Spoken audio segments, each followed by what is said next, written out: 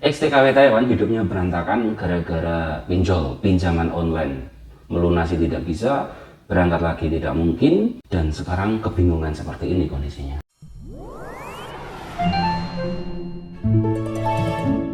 Nah teman-teman semuanya yang ada di manapun berada, ini ada sebuah curhatan dari Mbak TKW.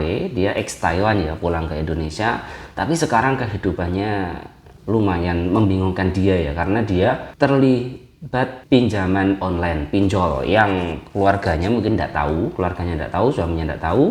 Dia butuh uang banyak untuk pinjaman-pinjamannya, tapi bingung melunasi. Dia mau berangkat lagi juga tidak mungkin. Nah seperti ini curhatannya.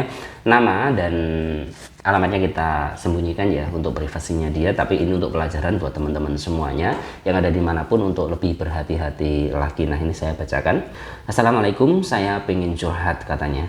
Saya mantan pekerja Taiwan. Keadaan saya sekarang sangat terlilit utang pinjol ya, hutang pinjaman online. Memang gampang sih pinjam di pinjaman online itu, tapi bunganya yang mencekik gitu loh. Jangan sampai teman-teman semuanya, jangan sampai pinjaman online ya, dan itu sangat membunuh kita ya, pinjaman online itu ya. Saya bingung, saya pengen kerja tapi gak boleh, sedangkan penghasilan suami saya cuma pas-pasan buat biaya ibu mertua yang sakit stroke, itu pun gak cukup buat biaya anak saya sekolah, biaya sekolah anak saya katanya ya. Yang memang apalagi kondisi saat ini di Indonesia ya, kalau kita tidak pandai-pandai, walaupun kita ex pekerja migran, ex PMI, ex TKI, kita susah bertahan hidup di Indonesia. So buat teman-teman semuanya yang masih di luar negeri itu, mumpung gajinya masih gede, jangan difoya-foyain ya. Ingat masa depan kita nggak tahu kapan kita pulang. Walaupun rencana kita di luar negeri itu mungkin bisa, rencana kita ya 10 tahun, 20 tahun, tapi kita tidak tahu kan nasib kita seperti apa.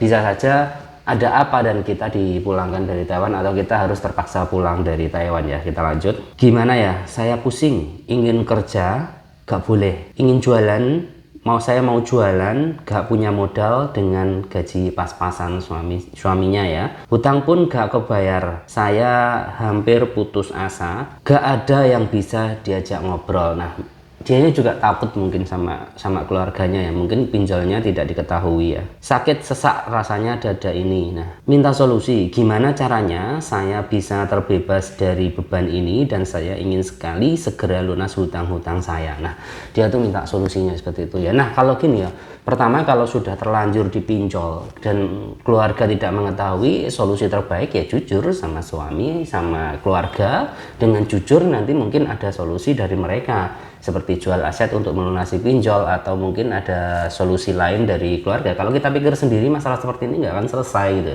Apalagi masalahnya masalah uang. Orang lain tidak akan bisa membantu uang dengan 100% free. Itu ya 1001 kalau ada, itu pun rezeki dari yang di atas ya. Jadi ya solusi terbaiknya ya bicarakan baik-baik dengan keluarga, kemudian selesaikan pinjolnya. Nanti kalau sudah selesai pinjolnya jangan diulangi lagi, karena pinjaman online itu seperti minum air laut ya. Ketika kita minum sedikit, kita semakin haus, dan susah sekali untuk menyelesaikan atau berhenti dari pinjaman online itu pengalaman dari pinjaman online ya. Oke kita lanjut. Kerja gak boleh, sedangkan buat jualan pun gak ada modal. Saya pengen curhat, tapi di situasi di rumah ini tidak bersahabat. Mohon maaf sebelumnya ya, karena saya sudah berani curhat dan sudah berani mengganggu waktunya. Mohon maaf. Nah ini mungkin tidak ada keterbukaan memang antara suami dan istri, keluarga itu. Jadi ya untuk mbaknya yang saat ini terlibat atau terlilit pinjol itu bahaya banget ya. Kalau kita tidak bisa melunasi hutangnya, membayar hutangnya, itu bahaya banget ya. Privasi kita itu terancam gitu ya. Seperti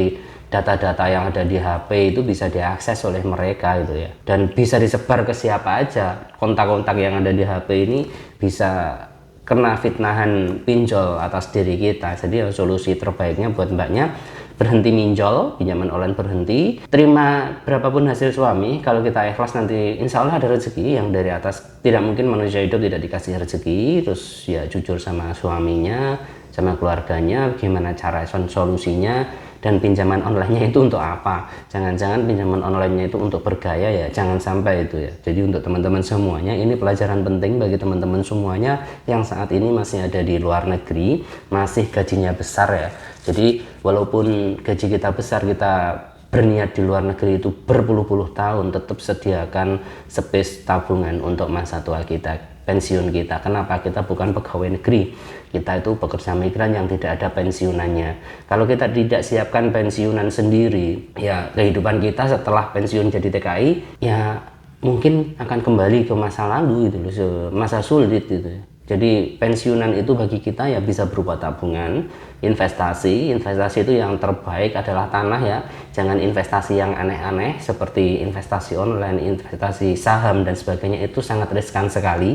Yang investasi terbaik adalah tanah, rumah yang ada di kota ya. Kalau bangun rumah yang ada di desa itu jualnya juga susah, seperti properti perumahan dan sebagainya itu masih di dalam kota itu masih berupa investasi ya, kita bisa kontrakan, kita bisa sewakan dan lain sebagainya.